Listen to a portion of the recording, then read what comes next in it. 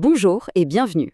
Aujourd'hui, on va parler de quelque chose qu'on fait tous les jours. Consommer. Faire les courses, télécharger un film, commander un repas, ça nous paraît banal, n'est-ce pas? Mais est-ce qu'on a vraiment conscience de la révolution silencieuse qui se joue derrière ces simples gestes? Alors, la question de départ, elle a l'air toute simple. Comment est-ce qu'on consomme? Et, à première vue, on pourrait se dire, la réponse est évidente. Ce sont nos achats, nos abonnements, bref, nos choix de tous les jours. Mais est-ce que c'est vraiment si simple? Parce que derrière ces habitudes, il y a des forces, des moteurs très puissants qui sont en train de tout redéfinir. Allez, on va décortiquer ça ensemble pour y voir plus clair. Et pour bien commencer, il faut qu'on s'entende sur les termes. On va d'abord décortiquer les mots. Qu'est-ce que c'est un mode de consommation? Eh bien, ça va beaucoup plus loin que le simple fait de passer à la caisse. En fait, c'est tout un ensemble d'habitudes. Ça couvre la façon dont on choisit un produit, comment on l'utilise et, très important, comment on s'en débarrasse à la fin. C'est un cycle complet. Et c'est vraiment ça l'idée centrale. La consommation, ce n'est pas juste un moment, un acte unique. C'est un processus, un véritable parcours en plusieurs étapes. Du choix à l'achat, puis à l'utilisation, jusqu'à la fin de vie du produit, qu'on le jette ou qu'on le recycle. Chaque étape compte. Bon, maintenant qu'on a posé les bases, la vraie question c'est qu'est-ce qui fait bouger tout ça? Qu'est-ce qui fait qu'on ne consomme plus comme avant? On va voir qu'il y a 3 grandes forces, 3 moteurs du changement. Le premier, et celui-là, impossible de passer à côté, c'est bien sûr la technologie. Réfléchissez-y un instant. Le e-commerce qui nous livre tout de suite. Les services par abonnement qui font qu'on ne possède plus la musique ou les films, on y accède.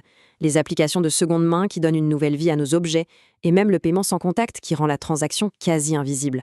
La technologie, elle n'a pas juste changé comment on achète, elle a carrément bouleversé notre rapport à la propriété. Mais attention, la technologie n'explique pas tout, loin de là. Il y a un deuxième moteur tout aussi puissant qui façonne nos choix. Ce sont les évolutions sociales et culturelles. Nos valeurs changent. De plus en plus, on cherche à vivre des expériences plutôt qu'à simplement accumuler des objets. Bien sûr, il y a l'influence énorme des réseaux sociaux qui créent des tendances à une vitesse folle. Et en même temps, un peu en réaction, on voit un retour en force du local, de l'artisanal. On se pose des questions sur l'éthique, sur l'origine des produits qu'on achète. Et enfin, le troisième grand moteur, qui prend une place de plus en plus centrale dans nos vies, c'est l'enjeu environnemental. La prise de conscience de notre impact écologique, elle redessine complètement nos comportements. Lutter contre le gaspillage, ça devient un réflexe. L'économie circulaire, ce n'est plus un concept de niche. On exige de plus en plus des produits qui durent, qu'on peut réparer, et on se méfie, à juste titre, du suremballage. Alors, technologie, culture, environnement, toutes ces transformations, évidemment, ça a des conséquences très concrètes. Voyons maintenant comment ça se répercute sur 2 piliers de notre société, l'économie et le droit. L'impact est vraiment double. D'un côté, l'impact économique. Des marchés entièrement nouveaux apparaissent, comme celui de la location ou de la réparation, pendant que d'autres métiers disparaissent. De l'autre, l'impact juridique est juste énorme. Le droit de la consommation doit constamment s'adapter, de nouvelles régulations environnementales voient le jour, et bien sûr, il y a les immenses enjeux de protection de nos données personnelles à l'ère du tout numérique. Donc si on doit retenir une chose de tout ça, c'est que la façon dont on consomme aujourd'hui, ce n'est vraiment pas un acte anodin, c'est loin d'être anecdotique.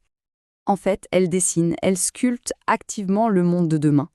Et ça nous laisse avec une question finale, une question ouverte que cette analyse nous invite tous à se poser. Ce monde de demain, lequel choisit-on de construire ?